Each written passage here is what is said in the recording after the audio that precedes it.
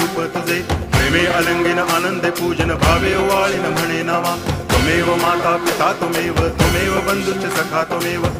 विद्या तरुणं त्वमेव सर्वं मम देव कायेन वाचा मनसेन्द्रियैर्वा बुद्ध्यात्मना वा प्रकृति स्वभावात् करोमि यद्यत् सकलं परस्मै नारायणायति समर्पयामि अच्युतं केशवं रामनारायणं कृष्णदामोदरं वासुदेवं हरि श्रीधरं माधवं गोपिकावल्लभं जानकीनायकं रामचन्द्रं भजे हरे राम राम